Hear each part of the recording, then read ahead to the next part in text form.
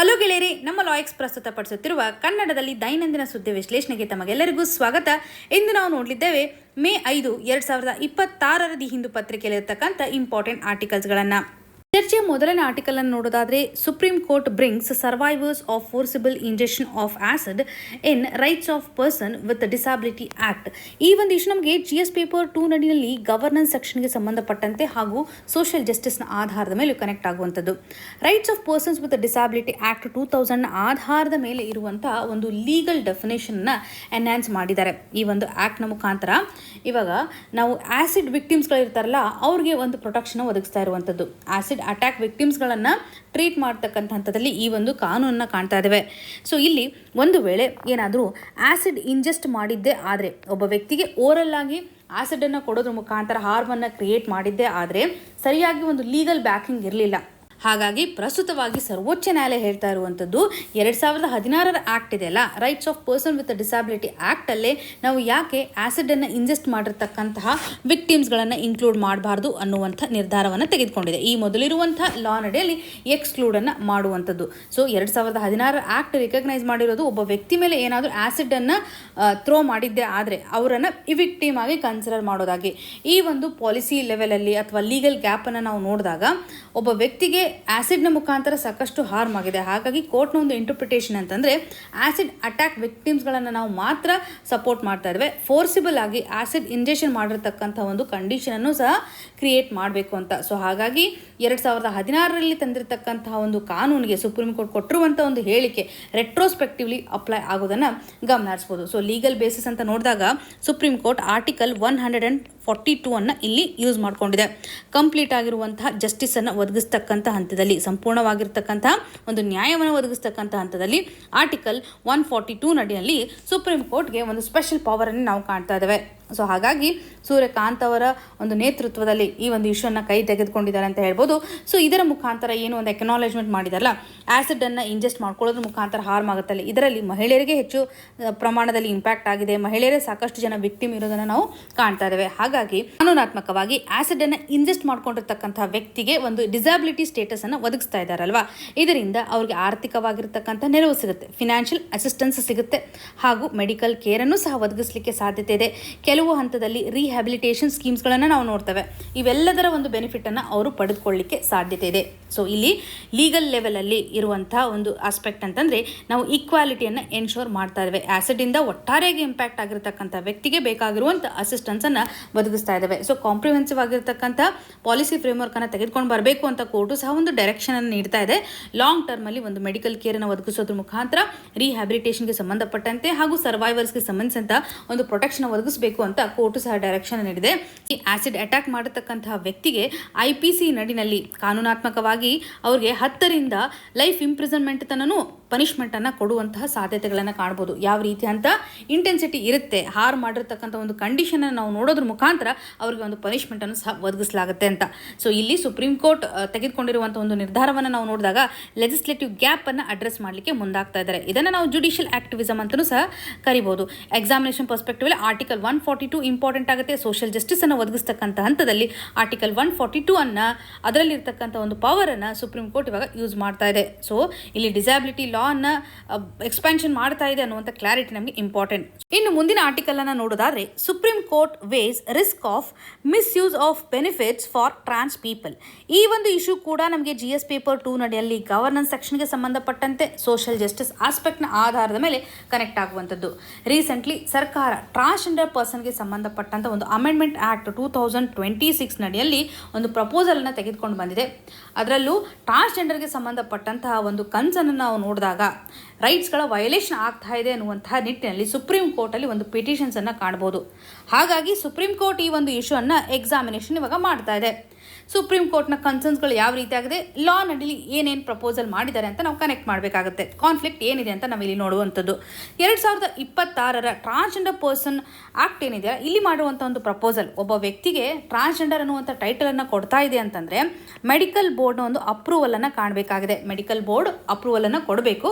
ಅದಾದ ನಂತರ ಡಿಸ್ಟ್ರಿಕ್ಟ್ ಮ್ಯಾಜಿಸ್ಟ್ರೇಟರ್ ಸರ್ಟಿಫಿಕೇಟ್ನ ಮುಖಾಂತರ ನಾವು ಫಾಲೋ ಅಪ್ ಮಾಡಬೇಕು. ಅಂದರೆ ಒಟ್ಟಾರೆಯಾಗಿ ಈ ಒಂದು ಸರ್ಟಿಫಿಕೇಟ್ನ ಮುಖಾಂತರ ಮೆಡಿಕಲ್ ಬೋರ್ಡ್ನ ಇನ್ವಾಲ್ವ್ಮೆಂಟನ್ನು ಕಾಣ್ತಾ ಇದ್ದೀವಿ, ಡಿಸ್ಟ್ರಿಕ್ಟ್ ಮೆಜಿಸ್ಟ್ರೇಟರು ಸಹ ಒಂದು ಸರ್ಟಿಫಿಕೇಶನ್ ಇಶ್ಯೂ ಮಾಡ್ತಾರೆ. ಇದರಿಂದಾಗಿ ಅವ್ರಿಗೆ ಒಂದು ಲೀಗಲ್ ಸ್ಟೇಟಸ್ ಸಿಕ್ಕತ್ತೆ, ಅವರು ಟ್ರಾನ್ಸ್ಜೆಂಡರ್ ಪರ್ಸನ್ ಅನ್ನುವಂಥ ರಿಕಗ್ನೈಸೇಷನ್ ಸಿಕ್ಕತ್ತೆ. ಸರ್ಕಾರದಿಂದ ಬರ್ತಾ ಇರುವಂತಹ ಯೋಜನೆಗಳ ಮುಖಾಂತರ ಅಥವಾ ರಿಸರ್ವೇಷನ್ ಮುಖಾಂತರ ಬೆನಿಫಿಟ್ ಅನ್ನು ಅವರು ಪಡೆದುಕೊಳ್ಬಹುದು. ಅವ್ರಿಗೋಸ್ಕರ ಅಂತಾನೆ ಒಂದು ವೆಲ್ಫೇರ್ ಸ್ಕೀಮ್ಸ್ಗಳು ಇರ್ತಾವಲ್ಲ, ಅದರ ಅಡಿನಲ್ಲಿ ಅವ್ರಿಗೆ ಬೆನಿಫಿಟ್ಟು ಸಿಕ್ಕತ್ತೆ. ಇಲ್ಲಿ ಕೋರ್ಟ್ನ ಕನ್ಸರ್ನ್ ಏನಿದೆ, ಪಿಟಿಷನ್ ಹೇಳೋ ಪ್ರಕಾರ ಸಿಂಪಲ್ ಆಗಿ ಹೇಳೋದಾದರೆ ಸೆಲ್ಫ್ ಐಡೆಂಟಿಫಿಕೇಶನ್ ಅನ್ನುವಂಥ ಆಸ್ಪೆಕ್ಟೇ ಇಲ್ಲಿ ವೈಲೇಟ್ ಆಗ್ತಾ ಇದೆ. ಒಬ್ಬ ವ್ಯಕ್ತಿ ತಾನಾಗಿಯೇ ಒಂದು ರಿಕಗ್ನೈಸೇಷನ್ ಮಾಡ್ಬೋದಲ್ವಾ, ತಾನು ಟ್ರಾನ್ಸ್ ಪರ್ಸನ್ ಅಂತ ಹೇಳ್ಕೊಬೋದಲ್ವಾ, ಈ ಒಂದು ಹಕ್ಕನ್ನು ಕಸಿದುಕೊಂಡಂಗೆ ಆಗುತ್ತೆ. ಹ್ಯೂಮನ್ ಐಡೆಂಟಿಟಿಗೆ ಸಂಬಂಧಪಟ್ಟಂಥ ಪ್ರಶ್ನೆ ಇವಾಗ ಕ್ರಿಯೇಟ್ ಆಗಿದೆ ಅಂತ ಪಿಟಿಷನ್ ನಡೀಲಿರ್ತಕ್ಕಂಥ ಆರ್ಗ್ಯುಮೆಂಟ್. ಡಿಗ್ನಿಟಿಗೆ ಸಂಬಂಧಪಟ್ಟಂತೆ ಆಗಿರ್ಬೋದು ಅಥವಾ ಅಟಾನಮಿಗೆ ಸಂಬಂಧಪಟ್ಟಂತೆ ಪ್ರಶ್ನೆಗಳು ಇವಾಗ ಕ್ರಿಯೇಟ್ ಆಗ್ತಾ ಇದೆ ಅಂತ ಕೋರ್ಟಲ್ಲಿ ಒಂದು ಡಿಸ್ಕಷನ್ ನಡೀತಾ ಇದೆ. ಕೋರ್ಟ್ನ ಒಂದು ಕನ್ಸಿಡರೇಷನ್ ಅಂತಂದರೆ ಇವಾಗ ಸಾಕಷ್ಟು ಜನ ಟ್ರಾನ್ಸ್ ಅನ್ನುವಂಥ ಟೈಟಲನ್ನು ತಾವೇ ಐಡೆಂಟಿಫೈ ಮಾಡ್ತಾ ಇದ್ದಾರೆ, ಕ್ಲೇಮ್ ಮಾಡ್ತಾ ಇದ್ದಾರೆ. ಫಾಲ್ಸ್ ಕ್ಲೇಮ್ ಮಾಡೋದ್ರ ಮುಖಾಂತರ ಅವರು ರಿಸರ್ವೇಷನ್ ಪಡೆದುಕೊಳ್ತಾರೆ, ಸರ್ಕಾರದ ಒಂದು ಸ್ಕೀಮ್ಸ್ ನಡೆಯಲು ಬೆನಿಫಿಟನ್ನು ಪಡೆದುಕೊಳ್ತಾ ಇದ್ದಾರೆ. ಹಾಗಾಗಿ ಫಾಲ್ಸ್ ಎಂಟೈಟಲ್ಮೆಂಟ್ ಆಗಬಾರ್ದು ಅನ್ನುವಂಥ ಒಂದು ಕನ್ಸರ್ನನ್ನು ಕಾಣ್ತಾ ಇದ್ದೇವೆ. ಸಂವಿಧಾನಾತ್ಮಕವಾಗಿರುವಂತಹ ಪ್ರೊವಿಷನ್ಸ್ಗಳನ್ನು ಸಹ ಇಲ್ಲಿ ಲಿಂಕ್ ಮಾಡೋದಾದರೆ ಈ ಮೊದಲು 2014ರಲ್ಲಿ ಸುಪ್ರೀಂ ಕೋರ್ಟೇ ಕೊಟ್ಟಿರುವಂತಹ ಇಂಪಾರ್ಟೆಂಟ್ ಜಡ್ಜ್ಮೆಂಟ್, ನಾಲ್ಸಾ ಜಡ್ಜ್ಮೆಂಟ್ ಅಂತ ಹೇಳ್ತೇವೆ, NALSA versus union of India case ನಡಿನಲ್ಲಿ ಸೆಲ್ಫ್ ಐಡೆಂಟಿಟಿಗೆ ಸಂಬಂಧಿಸಿದಂತೆ ಅದರಲ್ಲೂ ಒಂದು ಜೆಂಡರ್ ರಿಲೇಟೆಡ್ ಇರುವಂಥ ಐಡೆಂಟಿಟಿ ಅಂತ ನೋಡಿದಾಗ ಇದೊಂದು ಹಕ್ಕು ಅಂತ ಘೋಷಣೆ ಮಾಡಿದೆ. Okay, right to self identity gender ಅನ್ನುವಂಥದ್ದನ್ನು ರಿಕಗ್ನೈಸ್ ಮಾಡಿದೆ ಅಂತ ಹೇಳ್ಬೋದು.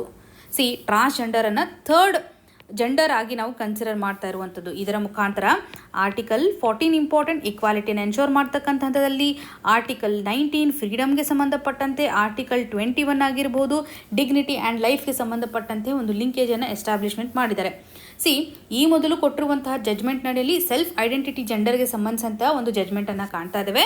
ಇವಾಗ ಪ್ರಸ್ತುತವಾಗಿರುವಂಥ ಆ್ಯಕ್ಟ್ ಮಾಡಿರುವಂಥ ಪ್ರಪೋಸಲ್ ಏನಂತಂದರೆ ಮೆಡಿಕಲ್ ಬೋರ್ಡ್ನ ಒಂದು ಇನ್ವಾಲ್ವ್ಮೆಂಟನ್ನು ಕಾಣ್ತಾ ಇದ್ದೀವಿ. ಇವತ್ತು ಒಬ್ಬ ವ್ಯಕ್ತಿಗೆ ಇರುವಂತಹ ಅಟಾನಮಿ ಆಗಿರ್ಬೋದು ಅಥವಾ ಡಿಗ್ನಿಟಿಗೆ ಸಂಬಂಧಿಸಿದಂಥ ವೈಲೇಷನ್ ಆಗ್ತಾ ಇದೆ. ಹಾಗಾಗಿ ಕೋರ್ಟು ಒಂದು ನೋಟಿಸನ್ನು ಸಹ ಸೆಂಟರ್ ಹಾಗೂ ಸ್ಟೇಟ್ಗಳಿಗೆ ಇಶ್ಯೂ ಮಾಡಿದೆ. ಪ್ರಸ್ತುತವಾಗಿ ರೈಟ್ಸ್ಗೆ ಸಂಬಂಧಪಟ್ಟಂತೆ ಹಾಗೂ ರೆಗ್ಯುಲೇಷನ್ಗೆ ಸಂಬಂಧಪಟ್ಟಂತೆ ಡೈಲೆಮಾ ಕ್ರಿಯೇಟ್ ಆಗಿದೆ. ಇಂಡಿವಿಜುವಲ್ ಐಡೆಂಟಿಟಿಗೆ ಸಂಬಂಧಿಸಿದಂತೆ ಆಗಿರ್ಬೋದು ಅಥವಾ ಆಡಳಿತಾತ್ಮಕವಾಗಿರುವಂತಹ ಸೇಫ್ ಗಾರ್ಡನ್ನು ತೆಗೆದುಕೊಂಡು ಬರುವಂಥ ಹಂತದಲ್ಲಿ ಪ್ರಪೋಸಲು ಸಹ ಸರಿಯಾಗಿದೆ ಅಂತ ಹೇಳ್ಬೋದು. ಸೆಲ್ಫ್ ಐಡೆಂಟಿಫಿಕೇಷನ್ಗೆ ಸಂಬಂಧಿಸಿದಂಥ ಒಂದು ಲಿಮಿಟೇಷನ್ಸ್ಗಳು ಏನಿದಾವಲ್ಲ ಇದನ್ನು ರಿವ್ಯೂ ಮಾಡಬೇಕಾಗಿರುವಂಥದ್ದು, ರೀಡಿಫೈನ್ ಮಾಡಬೇಕಾಗಿರುವಂಥದ್ದು ಕೋರ್ಟ್ನ ಜವಾಬ್ದಾರಿ. ಇಲ್ಲಿ ಜುಡಿಷಿಯಲ್ ರಿವ್ಯೂ ಆಸ್ಪೆಕ್ಟ್ನ ಆಧಾರದ ಮೇಲೆ ಕೋರ್ಟ್ ಎಕ್ಸಾಮಿನೇಷನ್ ಮಾಡ್ತಾ ಇದೆ. ಸೋಷಿಯಲ್ ಜಸ್ಟಿಸ್ಗೆ ಸಂಬಂಧಪಟ್ಟಂಥ ಒಂದು ಡಿಬೇಟು ಸಹ ಇಲ್ಲಿ ಇದೆ ಅಂತಲೇ ಗಮನಿಸ್ಬೋದು. ಇಲ್ಲಿ ನಿಮ್ಗೊಂದು ಸಿಂಪಲ್ ಪ್ರಶ್ನೆಯನ್ನು ಕೇಳುವಂಥದ್ದಾದರೆ ಜುಡಿಷಿಯಲ್ ರಿವ್ಯೂಗೆ ಸಂಬಂಧಪಟ್ಟಂಥ ಇಂಪಾರ್ಟೆಂಟ್ ಆರ್ಟಿಕಲ್ ನಂಬರ್ ಯಾವುದಿದೆ ಅಂತ ಕಮೆಂಟ್ ಸೆಕ್ಷನಲ್ಲಿ ಮೆನ್ಷನ್ ಮಾಡಿ. ಪ್ರಸ್ತುತವಾಗಿ ಕೋರ್ಟು ಈ ಒಂದು ಇಶ್ಯೂಗೆ ಸಂಬಂಧಿಸಿದಂತೆ ಎಕ್ಸಾಮಿನೇಷನ್ ಮಾಡಲಿದೆ.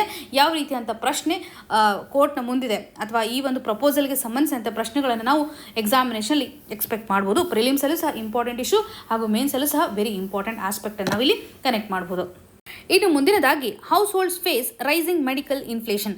ಈ ಒಂದು ಇಶ್ಯೂ ನಮಗೆ GS ಪೇಪರ್ 2 ನಡಿಯಲ್ಲಿ ಹೆಲ್ತ್ ಸಿಸ್ಟಮ್ ಆಸ್ಪೆಕ್ಟ್ನ ಆಧಾರದ ಮೇಲೆ ಕನೆಕ್ಟ್ ಆಗುವಂಥದ್ದು. ಇಲ್ಲಿ ಮೆಡಿಕಲ್ ಇನ್ಫ್ಲೇಷನ್ ಹೆಚ್ಚಾಗ್ತಾ ಇರುವಂಥ ಸ್ಥಿತಿಗತಿಗಳನ್ನು ಕಾಣ್ತಾ ಇದ್ದೇವೆ. ಹೆಲ್ತ್ ಕೇರ್ಗೆ ಸಂಬಂಧಪಟ್ಟಂಥ ಕಾಸ್ಟು ಇನ್ಕ್ರೀಸ್ ಆಗ್ತಾ ಇದೆ. ಅದರಲ್ಲೂ ಟ್ರೀಟ್ಮೆಂಟ್ ಆಗಿರ್ಬೋದು, ಮೆಡಿಸಿನ್ ಆಗಿರ್ಬೋದು, ಹಾಸ್ಪಿಟಲೈಸೇಷನ್ ಆಗ್ಬೋದು, ಇವೆಲ್ಲವೂ ಸಹ ಹೆಚ್ಚಾಗ್ತಾ ಇದೆ. And out of packet expenditure ಕೂಡ ಹೆಚ್ಚಾಗ್ತಾ ಇರೋದನ್ನು ಕಾಣ್ತಾ ಇದ್ದೇವೆ. ಮೆಡಿಕಲ್ ಇನ್ಫ್ಲೇಷನ್ ಪ್ರಸ್ತುತವಾಗಿ 2026 ಒಂದು ಎಸ್ಟಿಮೇಷನ್ ಆಧಾರದ ಮೇಲೆ ನಿಯರ್ಲಿ 12 to 13% ಅಷ್ಟು ಕಾಣ್ತೇವೆ. ಮೆಡಿಕಲ್ ರಿಲೇಟೆಡ್ ಇರುವಂಥ ಒಂದು ಇನ್ಫ್ಲೇಷನ್ ಅಂತ ಹೇಳ್ಬೋದು. ಇದರಲ್ಲಿ ಒಂದು ಹಾಸ್ಪಿಟಲೈಸೇಷನ್ ಕಾಸ್ಟ್ ಅಂತ ಬಂದಾಗ ಗೌರ್ಮೆಂಟ್ ಹಾಸ್ಪಿಟಲ್ಸ್ ನಡಿನಲ್ಲಿ ಇರುವಂಥ ಕಾಸ್ಟು ನಿಯರ್ಲಿ 6,000 ಇದೆ.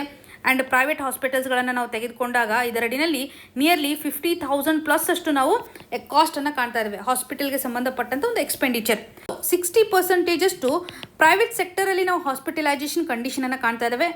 ನಿಯರ್ಲಿ 90% ಅಷ್ಟು ಹೆಲ್ತ್ ಸ್ಪೆಂಡಿಂಗನ್ನು ಔಟ್ ಆಫ್ ಪಾಕೆಟ್ ಎಕ್ಸ್ಪೆಂಡಿಚರ್ನ ಕಾಣ್ತಾ ಇರುವಂಥದ್ದು ಪಬ್ಲಿಕ್ ಹೆಲ್ತ್ ಸ್ಪೆಂಡಿಂಗ್ ಅಂತ ಬಂದಾಗ ನಮ್ಮ ಒಂದು GDPಗೆ ಕಂಪ್ಯಾರಿಸನ್ ಮಾಡಿದರೆ ದಿಸ್ ಈಸ್ ಲೆಸ್ ದೆನ್ 2%. ಒಟ್ಟಾರೆಯಾಗಿರುವಂಥ GDP ಎಕ್ಸ್ಪೆಂಡಿಚರಲ್ಲಿ ನಾವು ನೋಡಿದಾಗ ಪಬ್ಲಿಕ್ ಹೆಲ್ತ್ ಸ್ಪೆಂಡಿಂಗ್ ನಡೆಯಲ್ಲಿ ಲೆಸ್ ದೆನ್ 2% ಅಷ್ಟು ಸರ್ಕಾರ ಇನ್ವೆಸ್ಟ್ಮೆಂಟನ್ನು ಮಾಡ್ತಾ ಇದೆ. ಇಲ್ಲಿರುವಂಥ ಒಂದು ಗ್ಯಾಪನ್ನು ನಾವು ಅನಲೈಸ್ ಮಾಡಲೇಬೇಕಾಗಿರುವಂಥದ್ದು. ಮೆಡಿಕಲ್ ಇನ್ಫ್ಲೇಷನ್ ಆಗಲಿಕ್ಕೆ ಕಾರಣಗಳು ಏನಿರ್ಬೋದು? ಸಿ ಟೆಕ್ನಾಲಜಿ ವೈಸ್ ನೋಡಿದಾಗ ಅಥವಾ ಡ್ರಗ್ಸ್ಗಳ ಒಂದು ಪ್ರೈಸನ್ನು ಸಹ ನಾವು ನೋಡಿದಾಗ ಡೆಫಿನೆಟ್ಲಿ ಇದು ಒಂದು ಟ್ರೀಟ್ಮೆಂಟ್ಗೆ ಸಂಬಂಧಪಟ್ಟಂಥ ಕಾಂಟ್ರಿಬ್ಯೂಷನನ್ನು ಮಾಡುತ್ತೆ. ಟೆಕ್ನಾಲಜಿ ಕಾಸ್ಟ್ಲಿ ಇದೆ, ಡ್ರಗ್ಸ್ಗಳು ಸಹ ಕಾಸ್ಟ್ಲಿ ಇದೆ, ಫಾರ್ಮಾ ಪ್ರೈಸಸ್ಸು ಸಹ ಹೆಚ್ಚಾಗ್ತಾ ಇರೋದನ್ನು ಕಾಣ್ತಾ ಇದ್ದೀವಿ. ಹಾಗಾಗಿ ಒಂದು ಟ್ರೀಟ್ಮೆಂಟ್ನ ಕಾಸ್ಟು ಸಹ ಹೆಚ್ಚಾಗಿರುವಂಥ ಸ್ಥಿತಿಗತಿಗಳು. ಆ್ಯಂಡ್ ಹೆಲ್ತ್ ಕೇರ್ ಇವಾಗ ತುಂಬ ಪ್ರೈವೇಟೈಸೇಷನ್ ಆಗ್ತಾ ಇರೋದನ್ನು ಕಾಣ್ತಾ ಇದ್ದೇವೆ. ನಿಯರ್ಲಿ 60% ಪ್ರೈವೇಟ್ ಸೆಕ್ಟರ್ ನಡಿನಲ್ಲಿ ನಾವು ಹಾಸ್ಪಿಟಲ್ಸ್ ಇರೋದನ್ನು ಕಾಣ್ತಾ ಇದ್ದೇವೆ ಅಂತ ನೋಡಿದ್ವಿ, ರೈಟ್.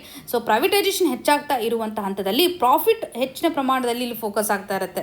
ಪಬ್ಲಿಕ್ ವೆಲ್ಫೇರ್ಗೆ ಸಂಬಂಧಪಟ್ಟಂತೆ ಫೋಕಸ್ ಮಾಡ್ತಾ ಇರೋದು ಸರ್ಕಾರ ಮಾತ್ರ ಇರುತ್ತಲ್ವಾ. ಪ್ರೈವೇಟೈಸೇಷನ್ ಅಂತ ಬಂದಾಗ ಅಥವಾ ಪ್ರೈವೇಟ್ ಎಂಟಿಟೀಸ್ಗಳು ಕೇವಲ ಒಂದು ಪ್ರಾಫಿಟ್ ಮೇಲೆ ವರ್ಕನ್ನು ಮಾಡ್ತಾ ಇರುವಂಥದ್ದು, ಪ್ರೈವೇಟ್ ಸೆಕ್ಟರ್ ಡಾಮಿನೇಷನ್ ಮಾಡ್ತಾ ಇರೋದ್ರಿಂದನೂ ಸಹ ಕಾಸ್ಟ್ಲಿ ಆಗ್ತಾ ಇರೋದನ್ನು, ಮೆಡಿಕಲ್ ಇನ್ಫ್ಲೇಷನ್ ಆಗ್ತಾ ಇರೋದನ್ನು ಕಾಣ್ತಾ ಇರುವಂಥದ್ದು. ಆ್ಯಂಡ್ ಸಪ್ಲೈ ಚೈನ್ಗೆ ಸಂಬಂಧಪಟ್ಟಂಥ ಒಂದು ಇಶ್ಯೂ, ಮೆಡಿಕಲ್ ಡಿವೈಸಸ್ಗಳನ್ನು ನಾವು ಇಂಪೋರ್ಟ್ ಮಾಡ್ಕೊಳ್ಬೇಕಾಗಿರ್ತಕ್ಕಂಥ ಸ್ಥಿತಿಗತಿಗಳನ್ನು ಕಾಣ್ತಾ ಇದ್ದೇವೆ.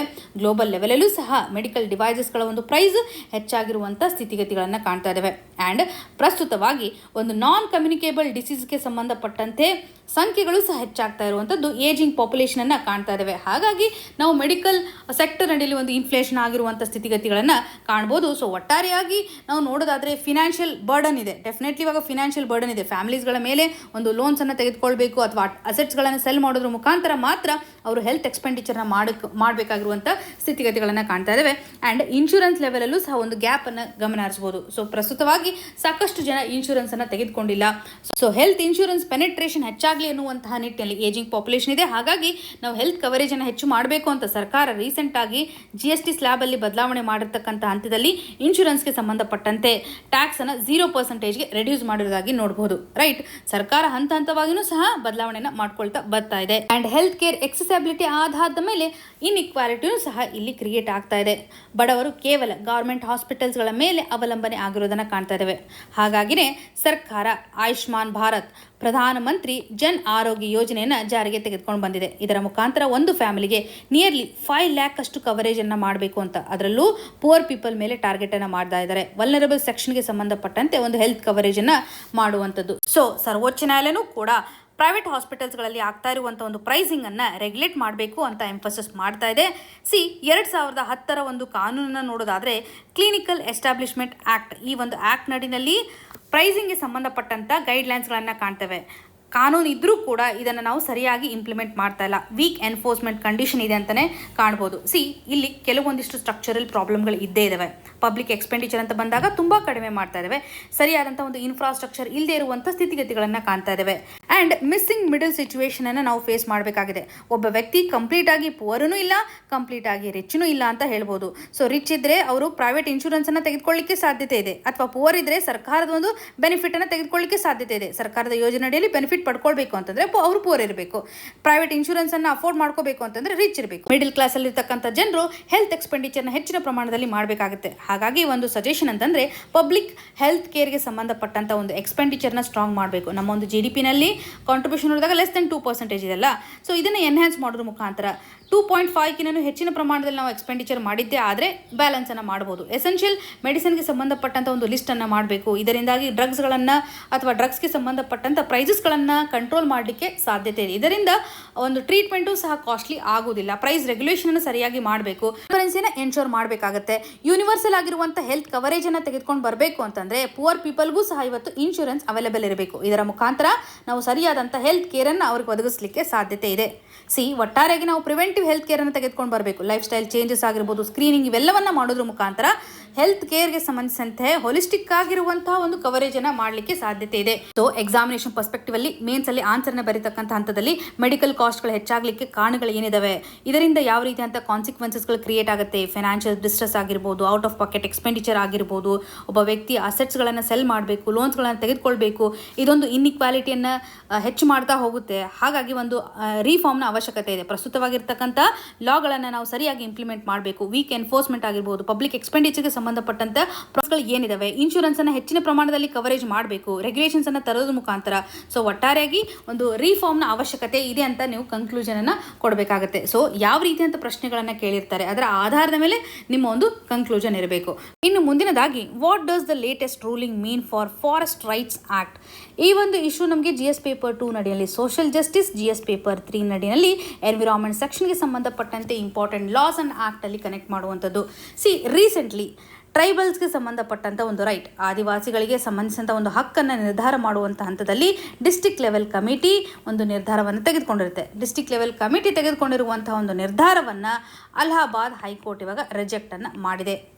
ಇಲ್ಲಿ ಡಿಸ್ಟಿಕ್ ಲೆವೆಲ್ ಕಮಿಟಿ ಏನಿರುತ್ತಲ್ಲ, ಟ್ರೈಬಲ್ಸ್ಗಳಿಗೆ ಸಂಬಂಧಪಟ್ಟಂಥ ಒಂದು ಹಕ್ಕನ್ನು ಡಿನೇ ಮಾಡಿರುತ್ತೆ. ಹಾಗಾಗಿ Allahabad high court forest right act ಅಲ್ಲಿ ಇರತಕ್ಕಂತಹ ಪ್ರೊವಿಷನ್ಸ್ಗಳನ್ನು ಹೈಲೈಟ್ ಮಾಡೋದ್ರ ಮುಖಾಂತರ ಡಿಸ್ಟಿಕ್ ಲೆವೆಲ್ ಕಮಿಟಿ ಕೊಟ್ಟಿರುವಂತಹ ನಿರ್ಧಾರವನ್ನು ಕಂಪ್ಲೀಟ್ ಆಗಿ ಡಿನೈ ಮಾಡ್ತಾ ಇದೆ. ಫಾರೆಸ್ಟ್ ರೈಟ್ ಆಕ್ಟ್ನ ಆಧಾರದ ಮೇಲೆ ನಾವು ನೋಡೋದಾದರೆ ಗ್ರೇಜಿಂಗನ್ನು ಅಲೋ ಮಾಡ್ತಾ ಇದ್ದಾರೆ. ಗ್ರೇಜಿಂಗ್ ರೈಟ್ಗೆ ಸಂಬಂಧಪಟ್ಟಂಥ ಒಂದು ಇಶ್ಯೂನ ಕಾಣ್ತಾ ಇದ್ದೇವೆ. ಓಲ್ಡ್ ಲಾ ಅಂತ ಬಂದಾಗ ಫಾರೆಸ್ಟ್ ರೈಟ್ ಆಕ್ಟ್ ಬರೋಕ್ಕಿಂತ ಮುಂಚೆ ಇರತಕ್ಕಂಥ ಲಾಸ್ ನಡಿಯಲ್ಲಿ ಗ್ರೇಜಿಂಗನ್ನು ರೆಸ್ಟ್ರಿಕ್ಟ್ ಮಾಡ್ತಾ ಇದ್ವಿ. ಆದರೆ ಪ್ರಸ್ತುತವಾಗಿ ಫಾರೆಸ್ಟ್ ರೈಟ್ ಆಕ್ಟ್ ನಡಿಯಲ್ಲಿ ಗ್ರೇಜಿಂಗನ್ನು ಅಲೋ ಮಾಡ್ತಾ ಇದ್ದಾರೆ. ಇದರ ಮುಖಾಂತರ ಯಾವುದೇ ರೀತಿಯಾಗಿ ಇದು ಇಲ್ಲಿಗಲ್ ಕಂಡೀಷನ್ ಇರೋದಿಲ್ಲ. ಲಾನೇ ಇಲ್ಲಿ ಸಪೋರ್ಟನ್ನು ಮಾಡ್ತಾ ಇದೆ. ಫಾರೆಸ್ಟ್ ರೈಟ್ ಆಕ್ಟ್ನ ಮುಖಾಂತರ ಮೊದಲಿರುವಂಥ ಆರ್ಡರ್ಸ್ಗಳನ್ನು, ಲಾಗಳನ್ನು ಓವರ್ ರೈಡ್ ಮಾಡ್ತಾ ಇರುವಂಥ ಸಿಚುವೇಶನ್ಸ್ಗಳನ್ನು ಕಾಣ್ತಾ ಇದ್ದೇವೆ. ಈ ಒಂದು ಹಂತದಲ್ಲಿ ಅಲಹಾಬಾದ್ ಹೈಕೋರ್ಟ್ ಆದಿವಾಸಿಗಳ ಹಕ್ಕನ್ನು ರೀಸ್ಟೋರ್ ಮಾಡಿದೆ ಅಂತ ಹೇಳ್ಬೋದು. ಫಾರೆಸ್ಟ್ ರೈಟ್ ಆಕ್ಟ್ಗೆ ಸಂಬಂಧಪಟ್ಟಂಥ ಕೆಲವೊಂದಿಷ್ಟು ಇಂಪಾರ್ಟೆಂಟ್ ಪ್ರೊವಿಷನ್ಸ್ಗಳನ್ನು ನಾವು ನೋಡೋದಾದರೆ, ಹಿಸ್ಟಾರಿಕಲಿ ಇಂಜಸ್ಟಿಸ್ ಆಗಿರುವಂಥ ಸ್ಥಿತಿಗತಿಗಳನ್ನು ರೀಸ್ಟೋರ್ ಮಾಡ್ಲಿಕ್ಕಂತಲೇ ಈ ಒಂದು ಕಾನೂನನ್ನು ತೆಗೆದುಕೊಂಡು ಬಂದಿದ್ದಾರೆ. ಅದರಲ್ಲೂ ಫಾರೆಸ್ಟ್ ಡ್ವೆಲ್ಲಿಂಗ್ ಶೆಡ್ಯೂಲ್ಡ್ ಟ್ರೈಬ್ಸ್ಗೆ ಸಂಬಂಧಪಟ್ಟಂಥ ಹಕ್ಕುಗಳನ್ನು ಒದಗಿಸಲಿಕ್ಕೆ, ಅದರ್ ಟ್ರೆಡಿಷನಲ್ ಫಾರೆಸ್ಟ್ ಡ್ವೆಲ್ಲರ್ಸ್ಗೆ ಸಂಬಂಧಪಟ್ಟಂತೆ ಜಸ್ಟಿಸನ್ನು ಒದಗಿಸ್ಲಿಕ್ಕಂತಲೇ ಫಾರೆಸ್ಟ್ ರೈಟ್ ಆ್ಯಕ್ಟನ್ನು ಜಾರಿಗೆ ತೆಗೆದುಕೊಂಡು ಬರ್ತಾರೆ. ಫಾರೆಸ್ಟ್ ಲ್ಯಾಂಡನ್ನು ಆಗಿರ್ಬೋದು ಅಥವಾ ಫಾರೆಸ್ಟ್ ರಿಲೇಟೆಡ್ ಇರುವಂಥ ರಿಸೋರ್ಸಸ್ಗಳನ್ನು ಸರಿಯಾಗಿ ಯೂಸ್ ಮಾಡ್ಲಿಕ್ಕಂತಲೇ ಒಂದು ಲೀಗಲ್ ರೈಟ್ಸನ್ನು ಫಾರೆಸ್ಟ್ ಡ್ವೆಲ್ಲರ್ಸ್ಗಳಿಗೆ ಒದಗಿಸ್ತಾ ಇದ್ದಾರೆ. ಸೊ ಅವರಿಗೆ ಬೇಕಾಗಿರುವಂಥ ಒಂದು ಲೈವ್ಲಿಹುಡ್ ಸೆಕ್ಯೂರಿಟಿಯನ್ನು ಎನ್ಶೋರ್ ಮಾಡ್ತಕ್ಕಂಥ ಹಂತದಲ್ಲಿ ಈ ಒಂದು ಕಾನೂನು ಸಹಕಾರಿಯಾಗಿದೆ. ಕಮ್ಯುನಿಟಿ ಬೇಸ್ಡ್ ಫಾರೆಸ್ಟ್ ಗವರ್ನೆನ್ಸನ್ನು ತೆಗೆದುಕೊಂಡು ಬರಲಿಕ್ಕೆ ಈ ಒಂದು ಕಾನೂನು ಸಹಕಾರಿಯಾಗುವಂಥದ್ದು ಹ್ಯೂಮನ್ ರೈಟ್ಸನ್ನು ಸಹ ಇದು ಎನ್ಶೋರ್ ಮಾಡ್ತಾ ಇದೆ. ಪ್ಯಾರಲಲಿ ಕನ್ಸರ್ವೇಷನನ್ನು ಸಹ ಇದು ಪ್ರಮೋಟ್ ಮಾಡ್ತಾ ಇರುವಂಥದ್ದು. ಸೊ ಇಲ್ಲಿ ಒಂದು ಶೆಡ್ಯೂಲ್ ಟ್ರೈಬ್ಸ್ ಏನಿರ್ತಾರಲ್ಲ, ಇವ್ರಿಗೋಸ್ಕರ ಅಂತಾನೆ ಒಂದು ಪ್ರೈಮರಿಲಿ ಫಾರೆಸ್ಟಲ್ಲಿ ಇರ್ತಕ್ಕಂತಹ ವ್ಯಕ್ತಿಗಂತಾನೆ ಒಂದು ರಿಕಗ್ನೈಸೇಷನನ್ನು ಕೊಡ್ತಾ ಇದ್ದಾರೆ. ಆ್ಯಂಡ್ ಫಾರೆಸ್ಟ್ ಮೇಲೆ ಯಾರು ಡಿಪೆಂಡ್ ಇರ್ತಾರೆ ಅವ್ರಿಗೆ ಒಂದು ಲೈವ್ಲಿಹುಡ್ ಸಿಗಲಿ ಅನ್ನುವಂತಹ ನಿಟ್ಟಿನಲ್ಲಿ ಅದರ್ ಟ್ರೆಡಿಷನಲ್ ಫಾರೆಸ್ಟ್ ಡ್ವೆಲ್ಲರ್ಸ್ ಅಂತಂದ ಬಂದಾಗ ಒಂದು 3 ಜನರೇಷನ್ ತನೂ ಸಹ ಆ ಒಂದು ಫಾರೆಸ್ಟ್ ಏರಿಯಾದಲ್ಲಿ ಇರುವಂಥದ್ದು 75 ಇಯರ್ಸ್ ಅಷ್ಟು ಮಿನಿಮಮ್ ಅಲ್ಲಿ ರಿಸೈಡ್ ಆಗಿರ್ತಕ್ಕಂಥ ಸ್ಥಿತಿಗತಿಗಳನ್ನು ಕಾಣ್ತಾ ಇದ್ದಾವೆ. ಕಂಪ್ಲೀಟ್ ಆಗಿ ಫಾರೆಸ್ಟ್ ರಿಸೋರ್ಸಸ್ಗಳ ಮೇಲೆ ಇವರು ಡಿಪೆಂಡೆನ್ಸಿಯನ್ನು ಸಹ ತೋರಿಸ್ತಾ ಇದ್ದಾರೆ. ಸೊ ಫಾರೆಸ್ಟ್ ರೈಟ್ ಆಕ್ಟ್ನ ಮುಖಾಂತರ ಆದಿವಾಸಿಗಳಿಗೆ ಬೇಕಾಗಿರುವಂಥ ಹಕ್ಕುಗಳನ್ನು ಒದಗಿಸ್ತಾ ಇರೋದನ್ನು ಕಾಣ್ಬೋದು. ಈ ಒಂದು ಕಾನೂನು ಅಡಿಯಲ್ಲಿ ಇಂಡಿವಿಜುವಲ್ ಆಗಿರುವಂತಹ ಫಾರೆಸ್ಟ್ ರೈಟನ್ನು ಒದಗಿಸ್ತಾರೆ. ಇಲ್ಲಿ ಒಬ್ಬ ವ್ಯಕ್ತಿಗೆ ಕಲ್ಟಿವೇಟ್ ಮಾಡ್ಲಿಕ್ಕಂತಾನೆ ಫಾರೆಸ್ಟ್ ಲ್ಯಾಂಡನ್ನು ಅಲೋಕೇಟ್ ಮಾಡ್ತಾರೆ. ಅಪ್ ಟು 4 ಹೆಕ್ಟೇರ್ಸ್ ಅಷ್ಟು ಅಲೋಕೇಶನ್ಸನ್ನು ಮಾಡೋದು ಇಂಡಿವಿಜುವಲ್ ರೈಟ್ ನಡಿ, ಇಂಡಿವಿಜುವಲ್ ಫಾರೆಸ್ಟ್ ರೈಟ್ ಅಂತಲೇ ಹೇಳ್ಬೋದು. ಸೆಲ್ಫ್ ಕಲ್ಟಿವೇಷನ್ ಮಾಡಲಿಕ್ಕೆ ಸಹಕಾರಿ ಆಗುವಂಥ ಹಂತದಲ್ಲಿ ಯಾವುದೇ ರೀತಿಯಾಗಿ ಕಮರ್ಷಿಯಲ್ ಪರ್ಪಸ್ಗೋಸ್ಕರ ಅಂತ ಅಲ್ಲ, ಸೆಲ್ಫ್ ಕಲ್ಟಿವೇಷನ್ ಮಾಡ್ಲಿಕ್ಕಂತಾನೆ ಇಂಡಿವಿಜುವಲ್ ಫಾರೆಸ್ಟ್ ರೈಟನ್ನು ಕಾಣ್ಬೋದು. ಆ್ಯಂಡ್ ಕಮ್ಯುನಿಟಿ ಲೆವೆಲಲ್ಲೂ ಸಹ ರೈಟ್ಸ್ಗಳಿದ್ದಾವೆ. ಗ್ರೇಜಿಂಗ್ಗೆ ಸಂಬಂಧಪಟ್ಟಂತೆ ಆಗಿರ್ಬೋದು, ವಾಟರ್ ಬಾಡೀಸನ್ನು ಯೂಸ್ ಮಾಡ್ಕೊಳ್ಳುವಂಥ ಹಂತದಲ್ಲಿ ಮೈನರ್ ಫಾರೆಸ್ಟ್ ಪ್ರೊಡ್ಯೂಸ್ ಮಾಡ್ಲಿಕ್ಕಂತನೂ ಸಹ ಕಮ್ಯುನಿಟಿ ರೈಟ್ಸನ್ನು ಒದಗಿಸ್ತಾ ಇದ್ದಾರೆ. ಆ್ಯಂಡ್ ಕಮ್ಯುನಿಟಿ ಫಾರೆಸ್ಟ್ ರಿಸೋರ್ಸಸ್ಗಳಿಗೆ ಸಂಬಂಧಪಟ್ಟಂಥ ರೈಟ್ಸನ್ನು ನೋಡೋದಾದರೆ ಇಲ್ಲಿ ಯಾವ ರೀತಿಯಾಗಿ ಫಾರೆಸ್ಟನ್ನು ಪ್ರೊಟೆಕ್ಟ್ ಮಾಡ್ಬೋದು, ರೀಜನರೇಟ್ ಮಾಡ್ಬೋದು ಅಥವಾ ಕನ್ಸರ್ವೇಷನ್ ಮಾಡಲಿಕ್ಕೂ ಸಹ ಎಫರ್ಟ್ಸನ್ನು ಹಾಕ್ತಕ್ಕಂಥ ಹಂತದಲ್ಲಿ ಗ್ರಾಮ ಸಭೆಗೆ ಒಂದು ಎಂಪವರ್ಮೆಂಟನ್ನು ಕೊಡ್ತಾರೆ. ಕಮ್ಯುನಿಟಿ ಫಾರೆಸ್ಟ್ ರಿಸೋರ್ಸ್ ರೈಟ್ ಅಂತ ಬಂದಾಗ ಸಂರಕ್ಷಣೆಗೆ ಸಂಬಂಧಪಟ್ಟಂಥ ಹಕ್ಕನ್ನು ಇಲ್ಲಿ ಕಾಣ್ತಾ ಇದ್ದೇವೆ. Habitat rights ನಡಿನಲ್ಲಿ PVTGsಗಳಿಗೆ, particularly vulnerable tribal ಗ್ರೂಪ್ಸ್ಗಳಿಗೆ ಒಂದು ರಿಕಗ್ನೈಸೇಷನ್ನು ಸಹ ಇಲ್ಲಿ ಕಾಣ್ತಾ ಇದ್ದಾವೆ. ಡೆವಲಪ್ಮೆಂಟಲ್ ರೈಟ್ಸನ್ನು ಕಾಣ್ಬೋದು, ಸ್ಕೂಲ್ಸ್ಗಳನ್ನು ಡೆವಲಪ್ ಮಾಡ್ಬೋದು, ರೋಡ್ಸ್ಗಳನ್ನು ಅಥವಾ ಹೆಲ್ತ್ ಸೆಂಟರ್ಸ್ಗಳನ್ನು ಡೆವಲಪ್ ಮಾಡಲಿಕ್ಕೂ ಈ ಒಂದು ಕಾನೂನು ಅಲೋ ಮಾಡ್ತಾ ಇದೆ. ಈ ಪ್ರಸ್ತುತವಾಗಿರ್ತಕ್ಕಂಥ ಇಶ್ಯೂಗೆ ಕನೆಕ್ಟ್ ಮಾಡುವಂಥದ್ದಾದರೆ ಫಾರೆಸ್ಟ್ ರೈಟ್ ಆಕ್ಟ್ ಏನು ಹೇಳುತ್ತೆ ಅಂದರೆ, ಯಾವುದೇ ಒಬ್ಬ ಫಾರೆಸ್ಟ್ ಡ್ವೆಲ್ಲರ್ಗೆ ಸಂಬಂಧಪಟ್ಟಂತೆ ಎವಿಕ್ಷನ್ ಆಗಬಾರ್ದು. ಸೊ ಕಂಪ್ಲೀಟ್ ಆಗಿರುವಂಥ ವೆರಿಫಿಕೇಷನ್ ಆಗಬೇಕು, ರಿಕಗ್ನೈಸೇಷನ್ ಆಗಬೇಕು. ಹಕ್ಕುಗಳಿಗೆ ಸಂಬಂಧಪಟ್ಟಂಥ ವೆರಿಫಿಕೇಷನ್ ಆಗದೆ ನಾವು ಯಾವುದೇ ರೀತಿಯಾಗಿ ಅವ್ರ ಮೇಲೆ ಇರುವಂಥ ಎಂಟೈಟಲ್ಮೆಂಟನ್ನು ರಿಮೂವ್ ಮಾಡುವಂತಿಲ್ಲ. ಸೊ ಇಲ್ಲಿ ಗ್ರಾಮ ಸಭೆ ಒಂದು ಸೆಂಟ್ರಲ್ ಅಥಾರಿಟಿ, ಇವರು ಸರಿಯಾದಂಥ ಒಂದು ವೆರಿಫಿಕೇಷನ್ ಪ್ರೋಸೆಸ್ಸನ್ನು ಮಾಡಬೇಕು. ಅದಾದ ನಂತರ ಮಾತ್ರ ನಾವು ಟ್ರೈಬಲ್ ರಿಲೇಟೆಡ್ ಇರುವಂಥ ಹಕ್ಕನ್ನು ಡಿನೈ ಮಾಡಬೇಕಾ ಅಥವಾ ಅವುಗಳನ್ನು ಪ್ರೊಟೆಕ್ಟ್ ಮಾಡಬೇಕಾ ಅನ್ನುವಂಥ ನಿರ್ಧಾರವನ್ನು ತೆಗೆದುಕೊಳ್ಳಲಿಕ್ಕೆ ಸಾಧ್ಯತೆ ಇದೆ. ಸೊ ಈ ಒಂದು ಆ್ಯಕ್ಟ್ ನಡಿಯಲ್ಲಿ ಗ್ರಾಮ ಸಭೆಗೆ ಇರುವಂಥ ಒಂದು ಮೇಜರ್ ಪವರನ್ನು ನಾವು ಅರ್ಥ ಮಾಡ್ಕೋಬೇಕು. ಇದೊಂದು ಮೇಜರ್ ಡಿಸಿಷನ್ ಮೇಕಿಂಗ್ ಬಾಡಿ ಆಗಿದೆ ಈ ಒಂದು ಇಶ್ಯೂಗೆ ಸಂಬಂಧಪಟ್ಟಂತೆ. ಸೊ ಇಲ್ಲಿ ಒಟ್ಟಾರೆಯಾಗಿರುವಂಥ ಒಂದು ಇನ್ಸ್ಟಿಟ್ಯೂಷನಲ್ ಮೆಕ್ಯಾನಿಸಮ್ ಅಂತಂದರೆ 3 ಟೈರ್ ಪ್ರೋಸೆಸ್ ಇರುತ್ತೆ. ಗ್ರಾಮ ಸಭೆ ಇರುತ್ತೆ, ಇದಾದ ನಂತರ ಸಬ್ ಡಿವಿಷನ್ ಲೆವೆಲ್ ಕಮಿಟಿಯನ್ನು ಕಾಣ್ತೇವೆ, ಇದಾದ ನಂತರ ಡಿಸ್ಟ್ರಿಕ್ಟ್ ಲೆವೆಲ್ ಕಮಿಟಿ ಒಂದು ಫೈನಲ್ ಆಗಿರುವಂಥ ಅಥಾರಿಟಿ ಅಂತ ಅನಿಸ್ಕೊಳ್ಳುತ್ತೆ. ಸೊ ಪ್ರಸ್ತುತವಾಗಿರುವಂಥ ಒಂದು ಕ್ಲೇಮ್ ಏನಿದೆ ಅಂತಂದರೆ, ಡಾಕ್ಯುಮೆಂಟೇಷನ್ ಏನು ಇಲ್ಲದೆ ಹಕ್ಕುಗಳನ್ನು ಡಿನೈ ಮಾಡುವಂತಿಲ್ಲ ಅಂತ ಹೈಕೋರ್ಟ್ ನಾವು ಎಂಫಸಿಸ್ ಮಾಡ್ತಾ ಇರೋದನ್ನು ಕಾಣ್ತಾ ಇದ್ದೇವೆ. ಸೊ ಇಲ್ಲಿ ಒಂದು ಕ್ಲೇಮನ್ನು ನಾವು ತೆಗೆದುಕೊಂಡು ಬರಬೇಕು ಅಂತಂದರೆ ಸರಿಯಾದಂಥ ಒಂದು ಡಾಕ್ಯುಮೆಂಟ್ ಇಂಪಾರ್ಟೆಂಟ್ ಆಗುತ್ತೆ. ಯಾವ ರೀತಿಯಾಗಿ ಎವಿಕ್ಷನ್ ರೂಲ್ಸ್ಗಳಿದ್ದಾವೆ ಅದನ್ನು ಫಾಲೋ ಮಾಡಬೇಕಾಗುತ್ತೆ. ಲಾ ನಮ್ಗೆ ಹೇಳ್ತಾ ಇದೆ ಯಾವುದೇ ರೀತಿಯಂಥ ವೆರಿಫಿಕೇಷನ್ ಇಲ್ಲದೆ ನಾವು ಎವಿಕ್ಷನ್ ಮಾಡುವಂತಿಲ್ಲ ಅಥವಾ ಇರ್ತಕ್ಕಂಥ ಎಂಟೈಟಲ್ಮೆಂಟನ್ನು ನಾವು ತೆಗೆದುಕೊಳ್ಳುವಂತಿಲ್ಲ. ಸೊ ಈ ಒಂದು ಕಾನೂನು ನಮಗೆ ಇಂಪಾರ್ಟೆಂಟ್. ಸೋಷಿಯಲ್ ಜಸ್ಟಿಸನ್ನು ಒದಗಿಸ್ತಕ್ಕಂಥ ಹಂತದಲ್ಲಿ ಮಾರ್ಜಿನಲೈಸ್ ಕಮ್ಯುನಿಟಿಗೆ ಬೇಕಾಗಿರುವಂತಹ ಒಂದು ರೈಟ್ಸನ್ನು ಒದಗಿಸಬೇಕಾಗುತ್ತೆ. ಎನ್ವಿರಾನ್ಮೆಂಟ್ ಗವರ್ನೆನ್ಸ್ ಅಂತ ಬಂದಾಗೂ ಈ ಒಂದು ಇಶ್ಯೂ ಇಂಪಾರ್ಟೆಂಟ್. ಹಾಗೂ ಲೈವ್ಲಿಹುಡ್ ಸೆಕ್ಯೂರಿಟಿಯನ್ನು ಫಾರೆಸ್ಟ್ ಏರಿಯಾದಲ್ಲಿ ಇರ್ತಕ್ಕಂಥ ಪುವರ್ ಪೀಪಲ್ಗೆ ಒದಗಿಸೋದು ಸಹ ಅತಿ ಅವಶ್ಯಕವಾಗಿದೆ. ಸೊ ಇಲ್ಲಿ ಗ್ರಾಮ ಸಭೆಯ ಒಂದು ಅಟಾನಮಿಯನ್ನು ಎನ್ಹ್ಯಾನ್ಸ್ ಮಾಡಬೇಕು. ಜೊತೆಗೆ ಫಾರೆಸ್ಟ್ ರೈಟ್ ಆ್ಯಕ್ಟನ್ನು ಕನ್ಸರ್ವೇಷನ್ ಪಾಲಿಸಿಯೊಂದಿಗೆ ಸಿಂಕ್ ಮಾಡೋದ್ರ ಮುಖಾಂತರ ಅಥವಾ ಇಂಟಿಗ್ರೇಟ್ ಮಾಡೋದ್ರ ಮುಖಾಂತರ ಎಫೆಕ್ಟಿವ್ ಆಗಿ ಟ್ರೈಬಲ್ಸ್ಗಳ ಒಂದು ಹಕ್ಕನ್ನು ಸಹ ಒದಗಿಸಬಹುದು. ಜೊತೆಗೆ ಫಾರೆಸ್ಟ್ ಅನ್ನು ಸಹ ನಾವು ಕನ್ಸರ್ವೇಷನ್ ಮಾಡಲಿಕ್ಕೆ ಸಾಧ್ಯತೆ ಇದೆ. ಸೊ ಫಾರೆಸ್ಟ್ ಡ್ವೆಲ್ಲರ್ಸ್ ನಡೆಯಲು ಒಂದು ಅವೇರ್ನೆಸ್ ಅನ್ನು ತೆಗೆದುಕೊಂಡು ಬರೋದು ಇಂಪಾರ್ಟೆಂಟು ಅನ್ನುವಂತಹ ಅಪ್ರೋಚ್ ನಾವಿಲ್ಲಿ ಕಾಣ್ತಾ ಇದ್ದೇವೆ. ಯಾವ ರೀತಿಯಂತಹ ಹಿಸ್ಟಾರಿಕಲ್ ಇನ್ಜಸ್ಟಿಸ್ ಆಗಿದೆ, ಯಾವ ರೀತಿಯಾಗಿ ಕಾನೂನುಗಳು ಬಂದಿದ್ದಾವೆ, ರೈಟ್ಸ್ಗಳನ್ನು ಯಾವ ರೀತಿಯಾಗಿ ರಿಕಗ್ನೈಸೇಷನ್ ಮಾಡ್ತಾ ಇದೆ, ಇಂಡಿವಿಜುವಲ್ ರೈಟ್ ಆಗಿರ್ಬೋದು, ಕಮ್ಯುನಿಟಿ ಲೆವೆಲಲ್ಲಿ ಆಗಿರ್ಬೋದು, ಗ್ರಾಮ ಸಭೆಯ ಒಂದು ರೋಲ್ ಯಾವ ರೀತಿಯಾಗಿದೆ, ಹಾಗೂ ಎವಿಕ್ಷನ್ಗೆ ಸಂಬಂಧಪಟ್ಟಂಥ ಒಂದು ಪ್ರೊಟೆಕ್ಷನನ್ನು ಫಾರೆಸ್ಟ್ ರೈಟ್ ಆ್ಯಕ್ಟ್ ನಡೆಯಲ್ಲಿ ಕಾಣ್ತಾ ಇದ್ದೇವೆ ಅನ್ನುವಂಥ ಕ್ಲಾರಿಟಿ ನಮಗೆ ಇಲ್ಲಿ ಇಂಪಾರ್ಟೆಂಟ್. ಜುಡಿಷಿಯಲ್ ಇಂಟರ್ವೆನ್ಷನು ತುಂಬ ಇಂಪಾರ್ಟೆಂಟ್. ಒಂದು ರೀಫಾರ್ಮ್ನ ಅವಶ್ಯಕತೆ ಇದೆ ಅನ್ನುವಂಥ ಆಸ್ಪೆಕ್ಟನ್ನು ಸಹ ನಾವಿಲ್ಲಿ ಅಡ್ರೆಸ್ ಮಾಡ್ಬೋದು. ಎಕ್ಸಾಮಿನೇಷನ್ ಪರ್ಸ್ಪೆಕ್ಟಿವಲ್ಲಿ ಮೇನ್ಸ್ ಹಾಗೂ ಪ್ರಿಲಿಮ್ಸಲ್ಲಿ ವೆರಿ ಇಂಪಾರ್ಟೆಂಟ್ ಇಶ್ಯೂ ಇದು. ಸೊ ಇವತ್ತು ಡಿಸ್ಕಸ್ ಮಾಡಿರ್ತಕ್ಕಂಥ ಆರ್ಟಿಕಲ್ಸ್ಗಳು ನಿಮಗೆ ನೀಟಾಗಿ ಅರ್ಥ ಆಗಿದೆ ಅಂತ ಭಾವಿಸ್ತಾ ಇದ್ದೀನಿ. ನಿಮ್ಗೆ ಏನೇ ಕನ್ಸರ್ನ್ ಇದ್ದರೂ ಕೂಡ ಕಮೆಂಟ್ನ ಮುಖಾಂತರ ತಿಳಿಸಿಕೊಡಿ ಅಂತ ಹೇಳ್ತಾ ಆಲ್ ದ ವೆರಿ ಬೆಸ್ಟ್. ಧನ್ಯವಾದಗಳು.